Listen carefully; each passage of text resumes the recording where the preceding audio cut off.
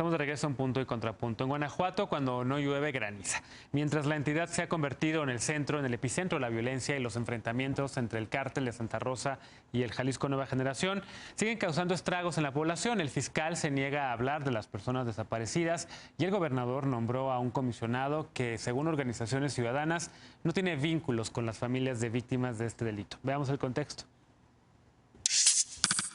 Este viernes, el gobernador de Guanajuato, Diego Sinué Rodríguez, nombró al titular de la Comisión Estatal de Búsqueda de Personas Desaparecidas de la entidad, Héctor Alonso Díaz Esquerra. El mandatario local señaló que confía en el conocimiento y experiencia de Díaz. Sin embargo, organizaciones ciudadanas protestaron por el nombramiento, señalando que la designación fue ajena a las familias y al proceso que viven. Según la convocatoria, la persona designada debía contar con conocimientos y experiencia en derechos humanos y búsqueda de personas. Díaz Esquerra es licenciado en Administración de Empresas. De 2012 a 2013 fue delegado de Conducef en Guanajuato y de 2017 a 2019 director general de Administración y Finanzas de la Comisión Ejecutiva de Atención a Víctimas e integrante del Comité Técnico para la creación de la Comisión Nacional de Búsqueda. 3 días antes del nombramiento, el gobierno de Rodríguez no había dado a conocer los criterios de evaluación, metodología y resultados de las 6 personas aspirantes al cargo. La Ley de Búsqueda de Personas Desaparecidas, aprobada en mayo, establece que la Comisión Estatal de Búsqueda será un órgano administrativo desconcentrado de la Secretaría de Gobierno, responsable de dar seguimiento a las acciones de búsqueda de personas.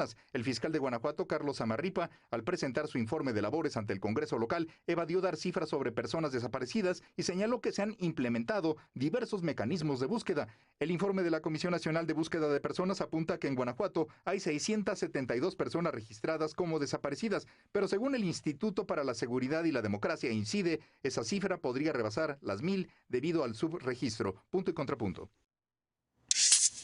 Bueno, segundo tema, Marta, lo hemos estado discutiendo en esta mesa a la remota distancia prácticamente desde que empezó la violencia en tu estado, bueno, no en tu estado, en Guanajuato, un estado gobernado por tu partido, por el PAN. ¿Cómo lo ves? Y sobre todo esta polémica con esta persona nombrada como comisionado de búsqueda de personas desaparecidas. El viernes pasado estuvo también por allá el fiscal, me parece, en el Congreso local, compareciendo y respondiendo a preguntas de legisladoras y legisladores. Un fiscal que también ha sido muy cuestionado, lleva 12 años en el cargo. ¿Cómo ves todo lo que está ocurriendo en la entidad? Bueno, primero que nada quiero platicarte que yo creo que uno de los grandes temas que tenemos como representantes populares en el área que sea, yo creo que uno de los grandes retos que sí o sí requiere acciones de todos los órdenes de gobierno y acciones coordinadas es sin duda la desaparición de personas. Yo creo que es algo que sobrepasa. Cuando anduve en campaña o sin duda cuando salgo a trabajo de calle, el toparte con familiares, amigos o padres de familia que viven con esta gran tristeza de haber perdido algún familiar es algo que no se puede expresar con palabras. Y yo creo que lucrar con el dolor de la gente no se vale. Hay mucha desinformación a partir de este nombramiento. Quiero platicarte que esta instancia es una instancia que existe en la mayor parte de los estados, no solamente en Guanajuato. De hecho, la mayor parte de los estados, salvo 2 de ellos, ya tienen esta instancia. Y el proceso por el cual se designa ha sido de diferentes formas. En el estado de Guanajuato se designó a Héctor Alonso Díaz, que sin duda alguno se dio a conocer una parte de su currículum, más sí tiene mucho más experiencia de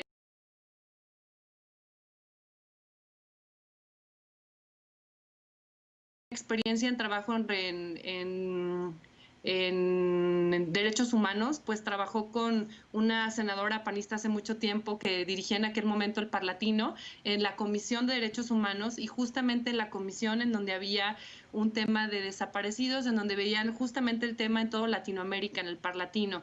También por otro lado tengo el conocimiento, a menos que pudieran ampliar mis compañeros, pero tengo el conocimiento que él fue compañero de trabajo en su momento de Carla Quintana, quien es en este caso la directora federal del organismo, y al ser compañero de ella hicieron un trabajo bastante ejecutivo, no solamente de oficina, sino de trabajo de campo y en organizar varias áreas nuevas del organismo federal.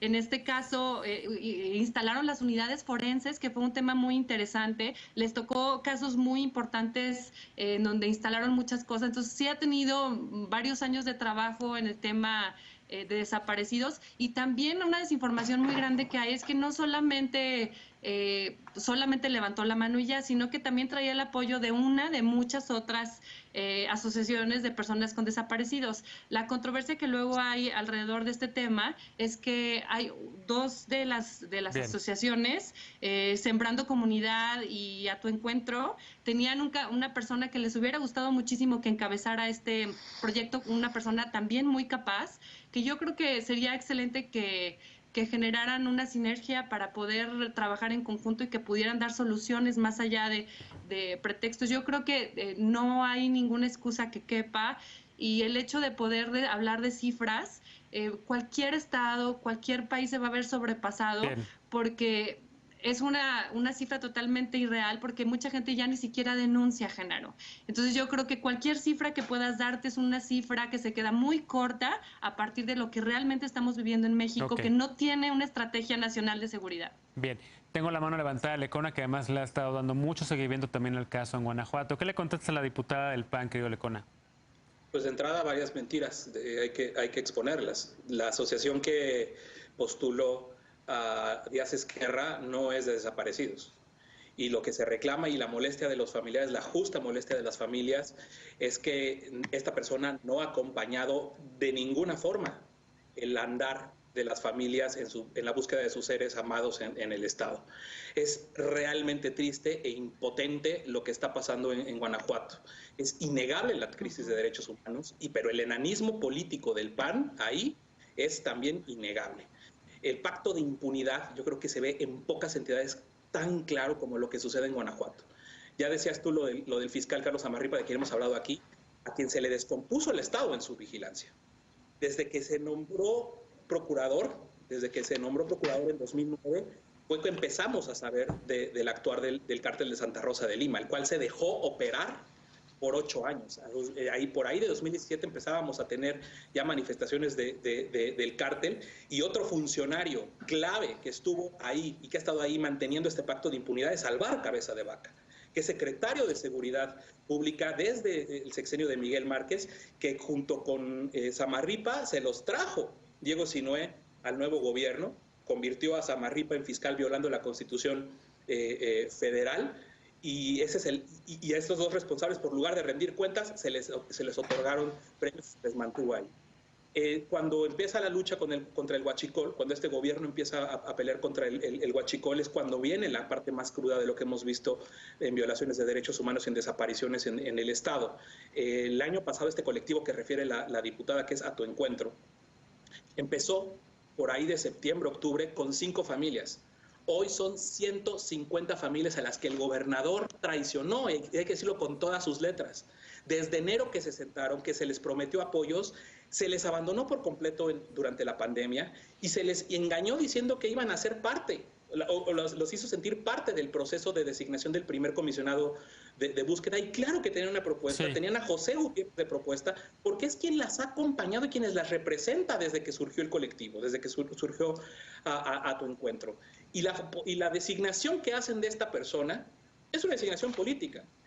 Dice la diputada, trabajó con una senadora. Así llegó a la CEA por recomendaciones, por el PAN. Es un administrador que no tiene ni la mínima idea de lo que ha sucedido en Guanajuato y que no ha caminado con las familias, lo cual es importante. Cuando las familias de los desaparecidos en este país dicen, sin las familias no, es por esto, porque no pueden mantenerlas ajenas de estos procesos. ¿Cómo no van a estar en rabia las mamás de los desaparecidos, quienes por cierto fueron abandonadas, como decía, en toda la pandemia, que ahora van a hacer un acto de amor de quienes ya no tienen nada que perder? Se van a instalar en plantón frente al emblemático teatro histórico el Teatro Juárez en Guanajuato el jueves, con la exigencia de que se reponga el procedimiento, y es lo mínimo que tendría que valorar un Estado que definitivamente ha abandonado a las víctimas. Vamos a decir así, les ha escupido en la cara. Bien. Lisa, ¿qué más agregar? Porque, a ver, si uno ve la historia y, digamos, los referentes o compara las otras comisiones que hay de atención a víctimas y la federal, también casi siempre ocurre esta cosa. Casi siempre la persona comisionada enfrenta cuestionamientos de sociedad civil, las familiares de víctimas repudian el proceso por el cual han sido nombradas estas personas, y de verdad, no nada más es algo exclusivo de Guanajuato, aunque Guanajuato ahorita sea el estado donde está concentrada nuestra atención por la violencia, por la criminalidad criminalidad, por todo lo que ahí está ocurriendo. Pero lo mismo ha ocurrido a nivel federal y en otros estados. Digamos que hay un mal diseño en estas comisiones y en la nominación y designación de todas estas personas también. Pues bueno, justamente yo creo que son varios temas, Sí. ¿no? Evidentemente el perfil y el proceso de designación de los titulares de estos órganos que tuvimos a mal llegar a tener que tenerlos justamente por la crisis de inseguridad y de violaciones graves a los derechos humanos que han dejado a este país como un país justo de fosas y un país de desaparecidos. Es decir, un país en condiciones normales no tendría por qué tener estas comisiones de atención a víctimas y mucho menos organismos estatales y federales de búsqueda de desaparecidos, precisamente porque en principio, ¿no?, se habría atajado el fenómeno muchísimo antes de que fuera generalizado y sistemático. Creo que lo que hay muy importante en este caso particular de Guanajuato es lo que resaltaba la nota casi al final y lo que no hemos reparado, que es el ocultamiento de los criterios de selección, la opacidad del proceso, el hecho de que fue al final del día un tema apresurado de unos pocos días y el proceso previo de supuesta simulación, que es el que justamente están rechazando las víctimas, es decir, que se les recibieron sus propuestas, se habló con ellas y al final del día la designación parece ser pues muchísimo más por criterios de afinidades ideológicas y afectivas, de amistad, de trayectoria entre el gobernador y esta nueva persona que va a encabezar el organismo. Ahora, segundo nivel de análisis, que es el que tú referías, Genaro, pues efectivamente nuestro sistema está mal diseñado para la magnitud del fenómeno y por supuesto que necesitamos tener una conversación nacional al respecto, porque importa el hecho de que esos órganos de búsqueda, por ejemplo, de personas desaparecidas, no tengan justamente los recursos ni materiales ni financieros, pero tampoco humanos para poder liderar verdaderas estrategias de búsqueda. Y el hecho de que las mismas autoridades amedrentan los esfuerzos o merman los esfuerzos de búsqueda. Si tú haces realmente googleas muy rápidamente los candidatos que se presentaron para encabezar este organismo y te encuentras con la trayectoria de José Gutiérrez, una de las cosas que vas a encontrar en todas las notas periodísticas es justamente cómo él ha denunciado en más de una ocasión ser víctima de amenazas. Sí. Por el trabajo justamente de búsqueda de las personas en campo y por el hecho de haber logrado incluso acuerdos importantes entre las comisiones y distintos órganos del gobierno estatal para poder posibilitar que las autoridades salieran al campo a buscar a más personas. Entonces, ahí también lo que es particularmente importante es la discusión que tiene que ver con cuál es el rol de las propias autoridades y del crimen organizado en prevenir la búsqueda de personas. Y tercero, pues evidentemente el hecho que ese diseño institucional falla incluso ya también cuando estamos hablando de las coordinaciones entre los organismos estatales y lo federal y las asignaciones presupuestales con las que cuentan, que en muchas ocasiones pues son de risa. Tengo la mano a levantar la diputada, pero déjame escuchar a Eder antes de darle la contrarréplica, después de haber escuchado a los tres panelistas de esta noche. ¿Cómo lo ves, Eder? Sí, hay un montón de temas que surgen acá. Tú planteabas el asunto de las designaciones que muchas veces son cuestionadas, por ejemplo. Yo creo que más allá del debate que tenemos abierto y que creo que es sano el debate en todo sentido sobre los organismos autónomos, el tema aquí es que sea quien sea la persona que se designe, hay un responsable o un grupo de responsables que son los representantes populares. Ellos, en estricto sentido, apegados a la ley, están tomando una decisión, en este caso en Guanajuato, y son ellos quienes tendrán que asumir el costo político de esta decisión que a mí me parece lamentable en muchos sentidos. Decía la diputada que no hay que lucrar con la muerte. Yo estoy totalmente de acuerdo. La necropolítica no debería ser moralmente sancionada mencionada salud, y señalada no te en todo mundo, justo porque no hay que lucrar con la muerte, o ese recordatorio se lo tendríamos que hacer a García Luna y a Felipe Calderón, que son quienes desataron